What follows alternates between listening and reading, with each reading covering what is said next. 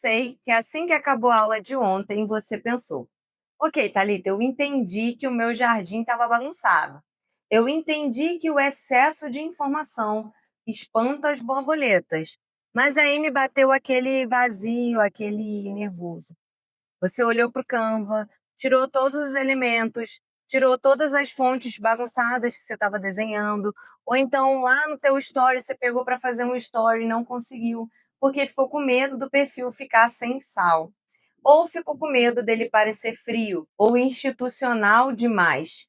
E a primeira reação natural é tentar compensar colocando cor. Coloca cor em tudo. Muita cor, você pensa. Se eu não posso usar sticks, eu não posso usar emojis, eu não posso usar formas. O que eu vou usar? Vou usar um fundo rosa choque para chamar logo a atenção de ver dessa borboleta e ela comprar, meu Deus do céu. E aí que o seu jardim seco entra no bloco de carnaval, que é o que a gente quer evitar, não é? Seja muito bem-vinda à nossa segunda aula da Semana das Protagonistas. E hoje eu vou te ensinar a técnica exata para colorir o seu jardim sem transformar o seu feed em uma fantasia exagerada. A gente vai falar um pouco sobre harmonia, e eu amo falar sobre harmonia, porque uma marca de alto valor não grita, ela combina coisas. E hoje eu vou te entregar a regra 60, 30, 10. É a técnica que designers utilizam quando querem criar artes e criar ambientes de luxo, e você vai aplicar isso no seu Instagram.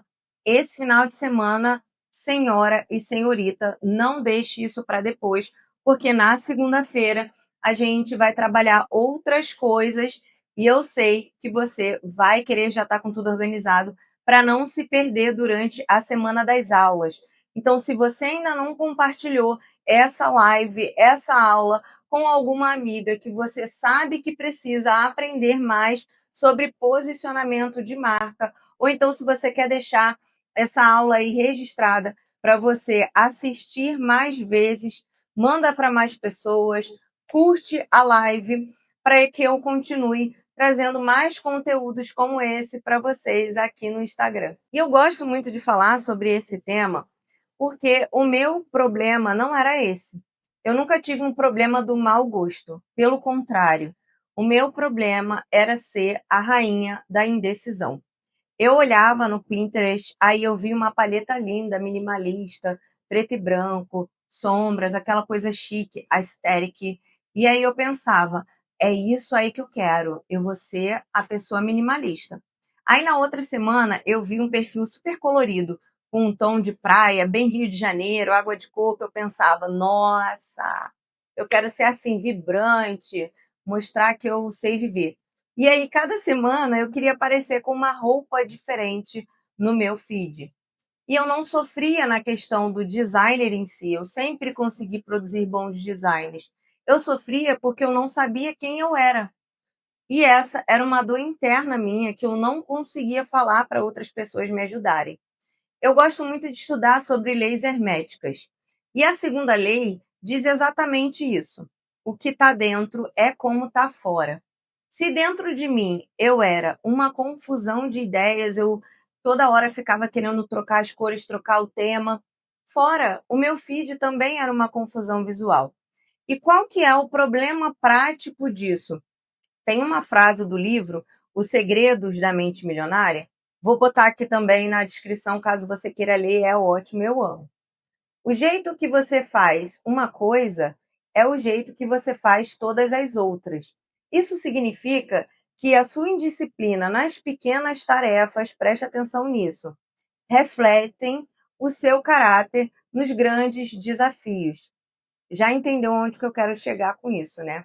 Se eu era indecisa na escolha de uma cor, o meu cliente sentia. Isso inconscientemente.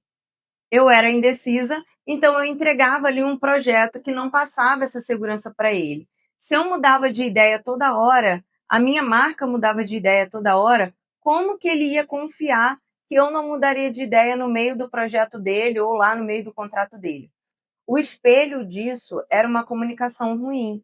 O meu feed era bonito, as fotos eram boas, mas não tinha uma energia, não tinha uma narrativa visual constante. E isso me custou caro. Eu tenho uma história que ela não sai da minha cabeça até hoje, eu vou compartilhar aqui com vocês. Eu tinha uma amiga que eu conversava muito sobre o digital com ela, sobre tudo que eu estava conquistando, eu contava sobre as marcas que eu estava estudando, eu contava sobre os livros que eu lia e ela sabia total assim da minha capacidade técnica. E aí um belo dia ela chegou para mim e falou que comprou uma mentoria de posicionamento, de imagem, de design com outra pessoa. E aquilo me doeu. E sabe qual que é o pior? No final das contas, ela continua na mesma, porque ela não recebeu o que ela esperava receber daquela profissional.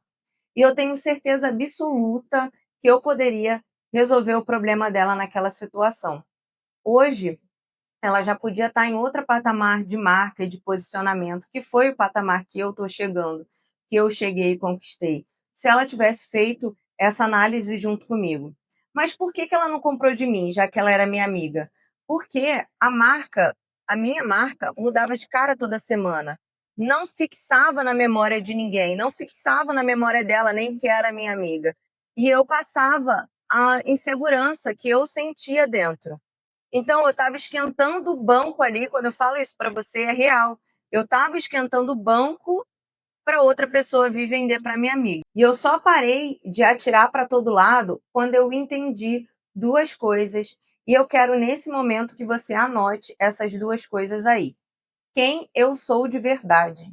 Isso a gente vai falar mais na segunda-feira. Eu vou trazer alguns fatos, né, sobre comparação que são necessários para você construir um posicionamento.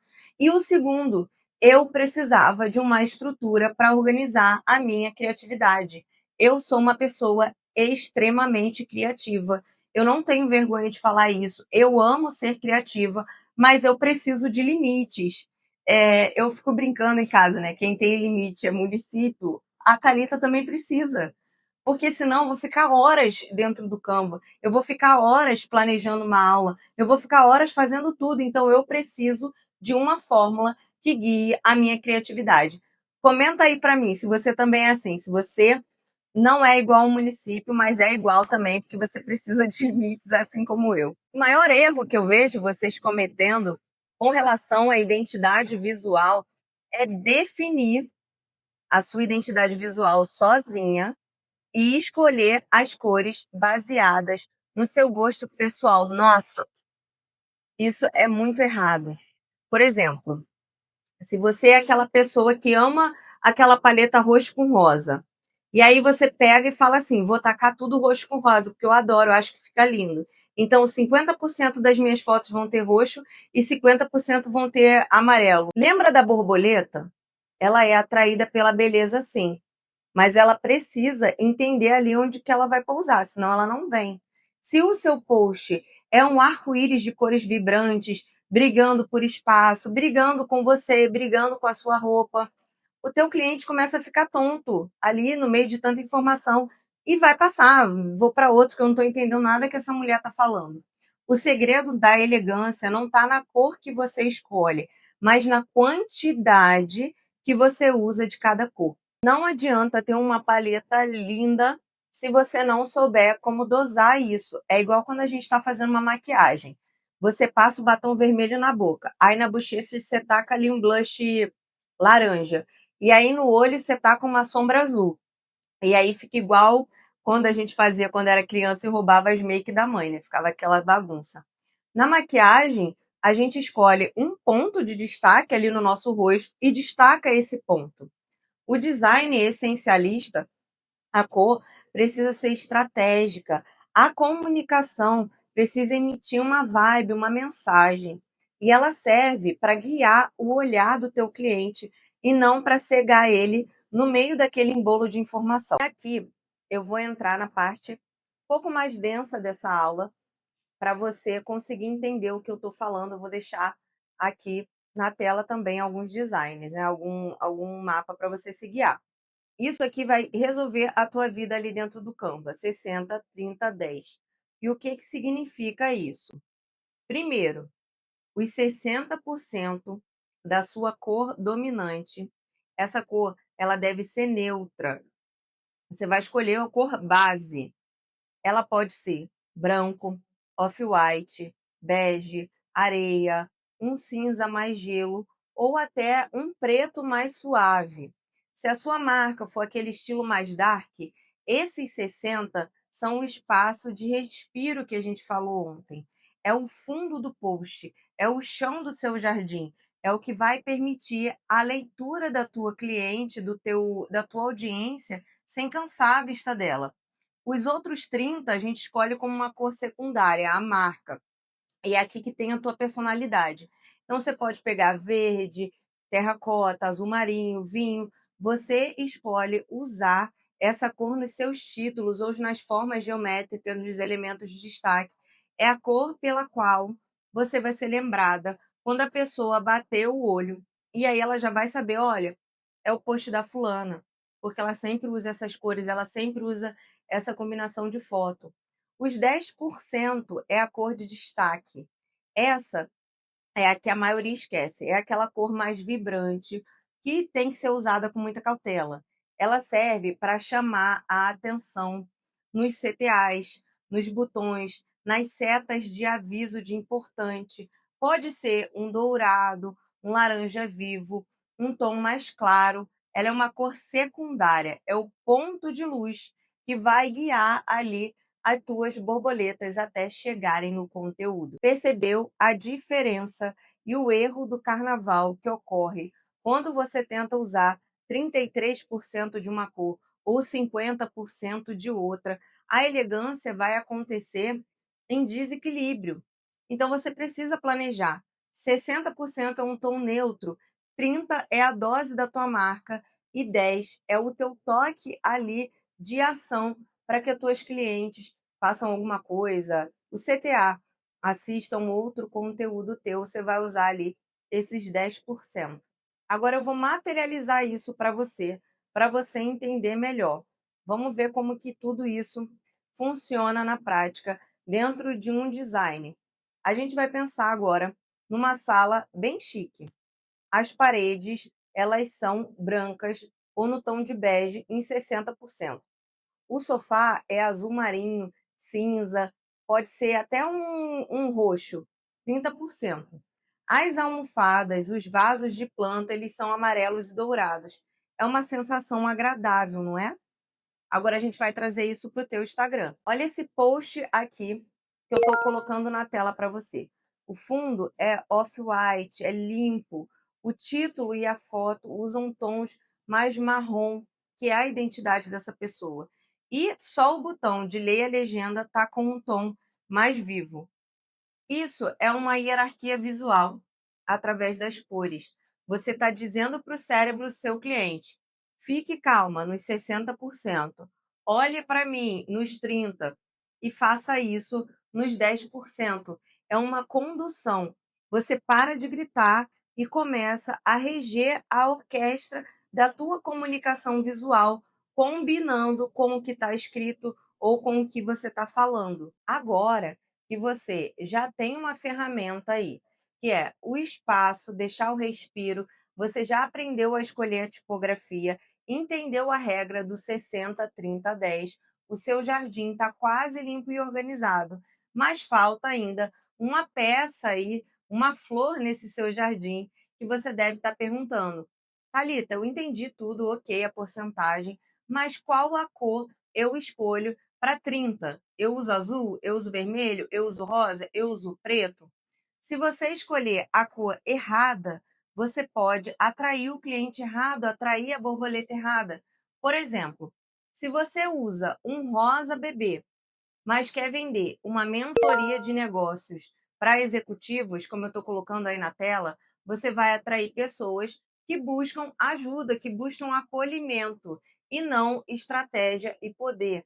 E o que isso faz? Isso cria uma dissonância de imagem com o que você está querendo vender, o que você está comunicando e a sensação que aquela cor ali está transmitindo. A cor é emoção.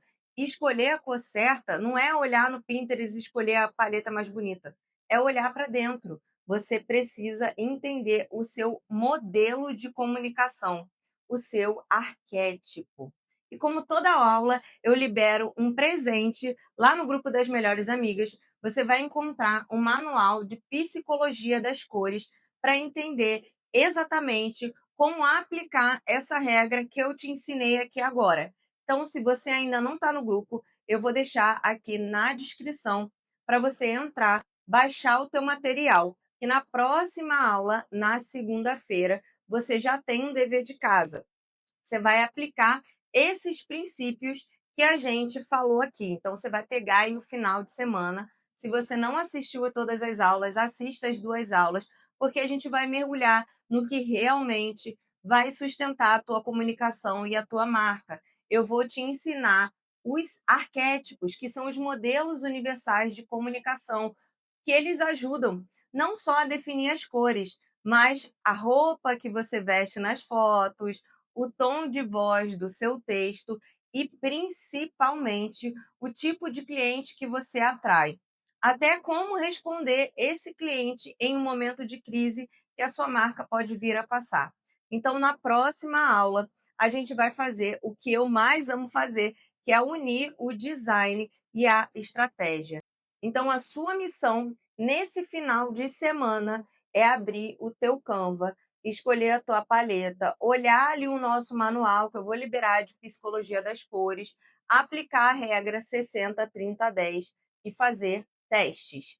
Se você fizer isso, né, que eu espero que você faça, tira um print, me marca no seu story. O meu Instagram também está aqui embaixo, porque eu quero ver o seu jardim tomando forma. O link do material com os exemplos das paletas e tudo que eu falei na outra aula também vai estar aqui embaixo. Descansa no final de semana, faz essa maratona de aula, porque na segunda-feira, se prepara, vou até ajeitar meu cabelo aqui.